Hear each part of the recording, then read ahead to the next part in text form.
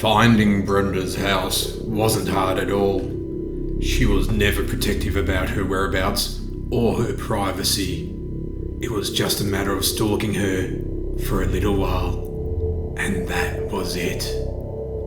Brenda lived in a small Victorian house on a quiet little street, surrounded by trees, filled with golden leaves, a few blocks from the main street.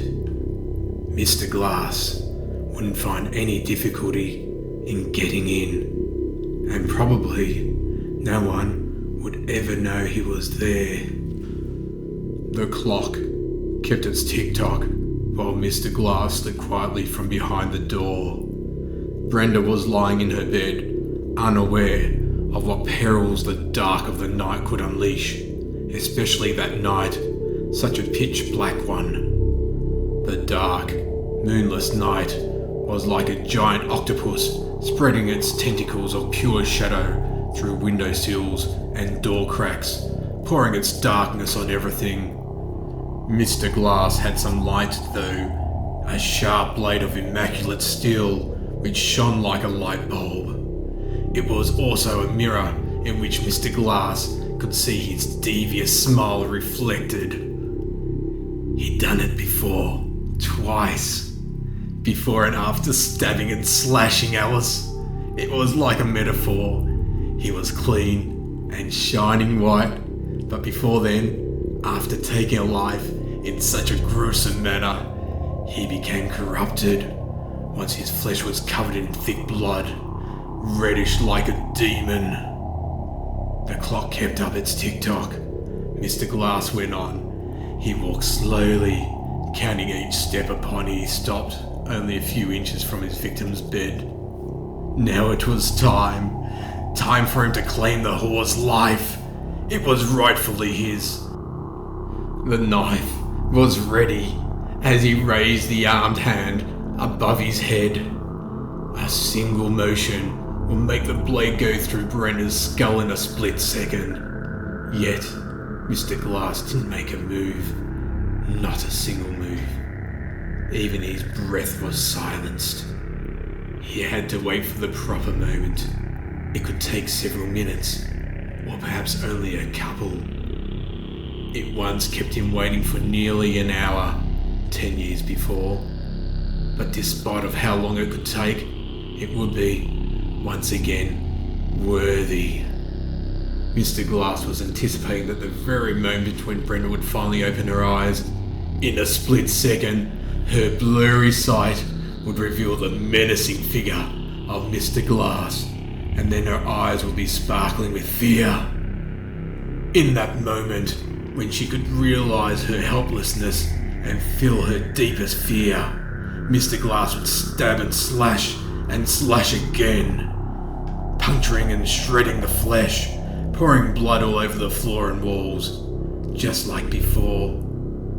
These two, Brenda Hayes and Eric Glass, have never met before. He was going through the usual routines of job hunting, and she was a receptionist at the building in which the accounting office where Glass's interview was located. There was a whole set of rules to follow while dealing with a visitor, or a worker, or someone delivering supplies, and Brenda hadn't had time enough to get used to it. She was new, very new, at this job, and for that, made a silly mistake, which was to treat the visitors, workers, and errand boys as friends.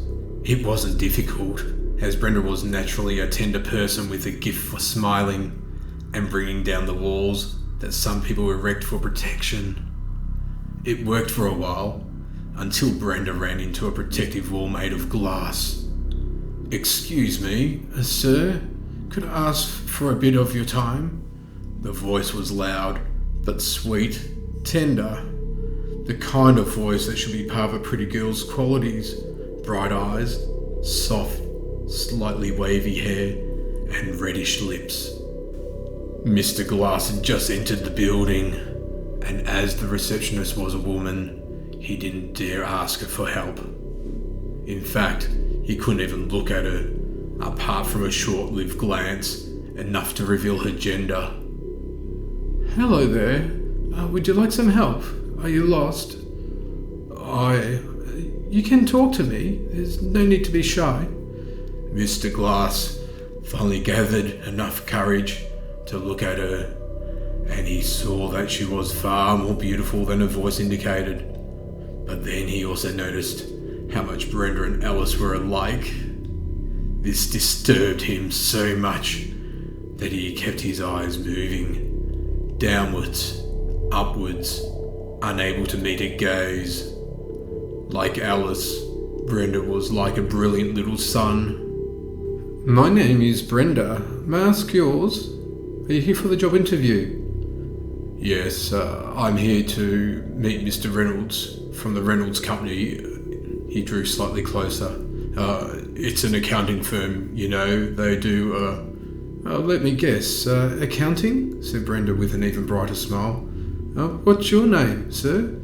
My name is, Mr. Glass was about to tell her his name, but suddenly he could remember his grandmother telling him in a raspy voice how dirty and cheap all women were. He also remembered how the beautiful Alice brought him down to the abyss. So many years wasted in a nut yard. All whores! They're all whores! His grandmother Abigail would say to him repeatedly, restlessly, as if she was trying to paint her words into his soul. All these ordinary women wouldn't mind to let an unknown man stick his tongue in their mouths, or sticking his penis in their filthy holes just for fun. It's the devil's work, my son. Evil deeds. Filthy. These words came spilling out of Mr. Glass suddenly, and he left the office in the same way. Brenda was confused. Mister? She muttered, but Mr. Glass was long gone. The wind blew the autumn leaves, knocking them from the tops of the trees as the shattered Mr. Glass kept walking at a desperately fast pace, stumbling on the flat ground inside of his already disturbed and frail mind. Too many thoughts kept spinning in a turmoil, too many feelings blending into a pitch-black goo. Brenda was beautiful and sweet and had such a bright smile. She was stunningly beautiful, like Alice. Such a pretty girl would catch the attention of many men. Many tall, handsome, confident men, sporting the very same kind of smile as Brenda and Alice. It isn't a pretty smile, it's a cheap one, thought Mr. Glass. Cheap! You're just trying to seduce me, and then you'd have dumped me. Yes, you would have, just like Alice. Mr. Glass was now filled with rage. From his greyish eyes, tears kept flowing. His pace picked up. He was rushing through the streets now. He was almost sprinting when he finally stumbled over something. His face hit the ground hard, but he didn't feel the pain, even when he was, again, shattered. 13 years before, Eric Glass had been a lean man in his early 20s with pale skin and grey eyes. He kept his hair short, sometimes too short, just as his grandmother had told him to keep it. Respectable Christian men never wear their hair long.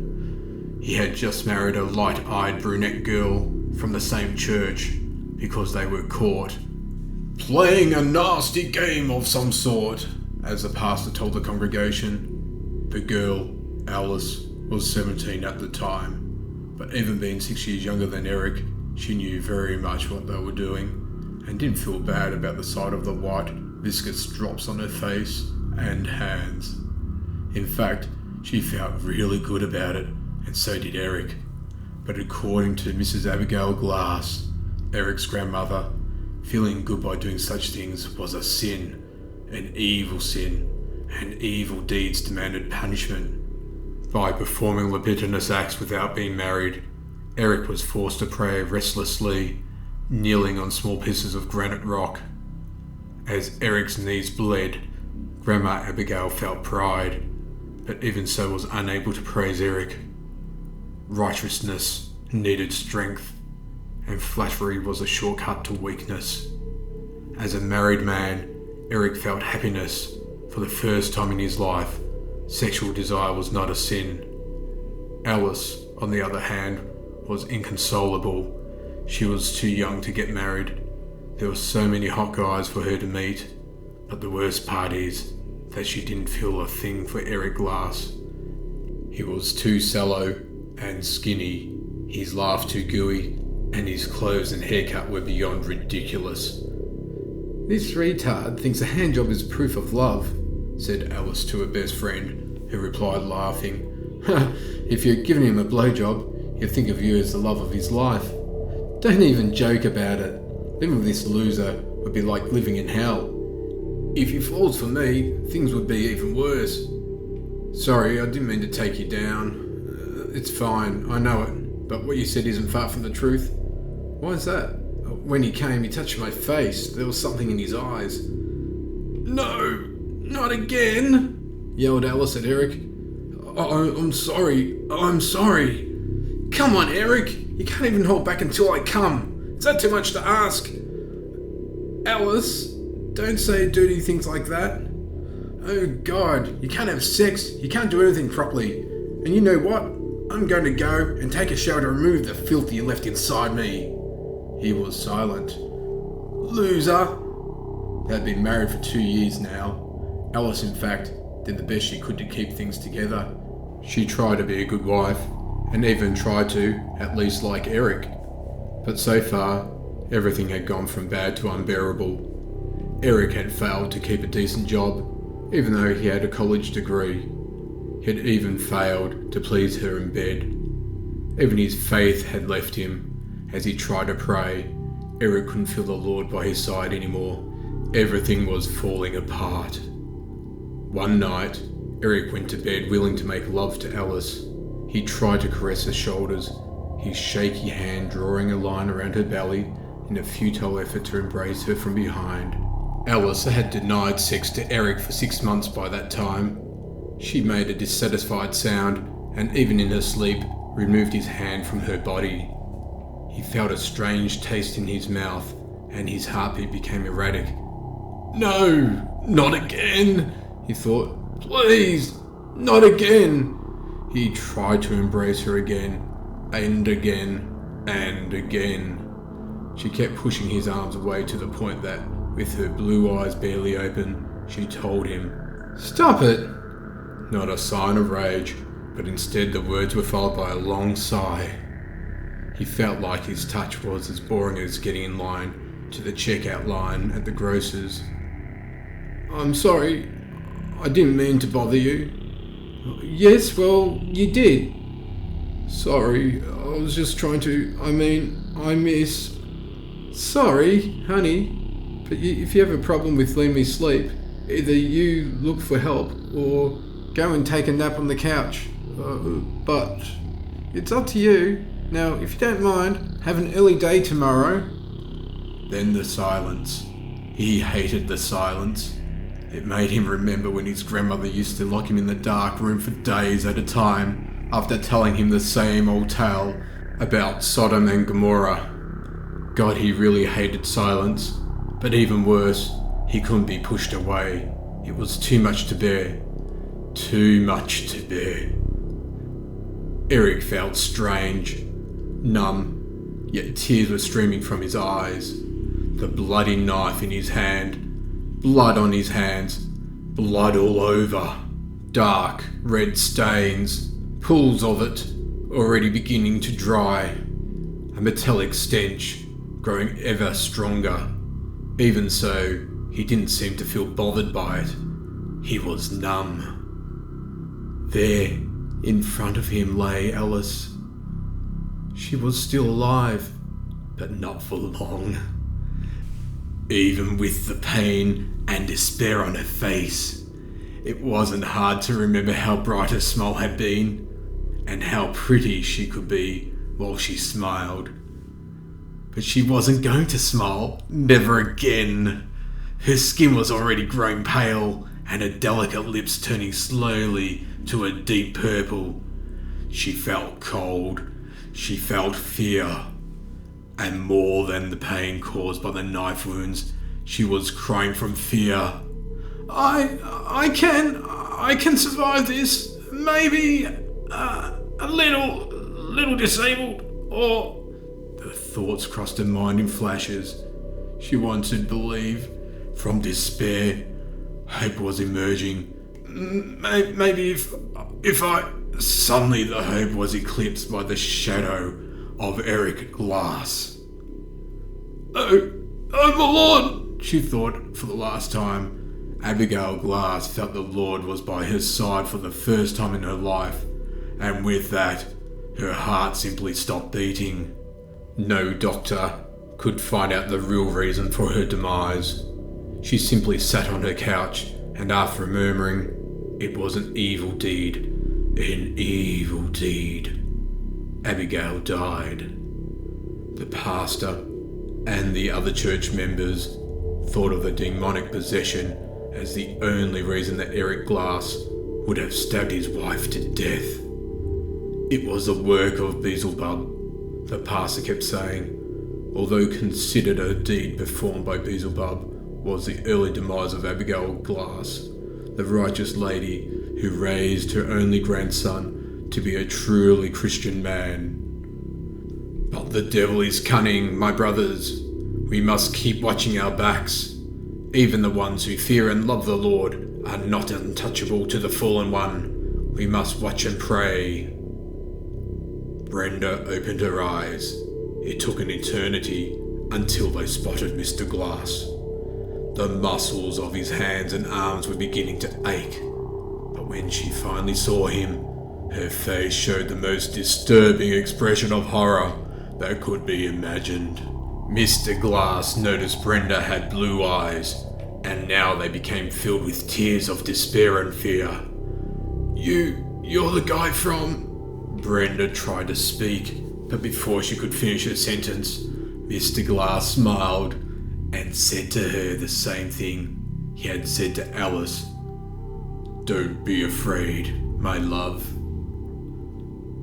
Multiple stab wounds, said the doctor to Mrs. Anna Hayes, Brenda's mother. Your daughter is in an induced coma. Oh, God, were the only understandable words said in her trembling voice. The doctor proceeded to give her further explanation of how each of the multiple thrusts damaged her liver, kidneys, and so on. The assailant even aimed for her eyes, but it seemed he just couldn't hit them. Anna felt the urge to strangle the doctor, but she was so tired, so terribly tired. The police had asked too many questions. Was she dating someone? Ex-boyfriend? Ex-husband? Was she seeing someone who had been, committed? Oh God, no. Of course not. What kind of girl do you think my daughter is? Damn you. Damn all of you. Calm down, Mrs. Hayes. How do you expect me to calm down when you're treating my daughter as if she's a criminal? Are you out of your mind? She's in a coma. Silence. Some crazy man just broke into her home and tried to slaughter her like a pig. Mrs. Hayes. Oh God. Oh dear God. Anna was crying again. From the very moment she learned what happened to her daughter, she could do nothing more. She couldn't eat or sleep, only cry and cry and cry. The officer tried to comfort her, while at the same attempting to explain how unlikely it was that someone would try to kill a woman like that for no reason. It didn't matter. Nothing else mattered. The only thing Anna could think about, the only thing she could pray for, was for her daughter to recover.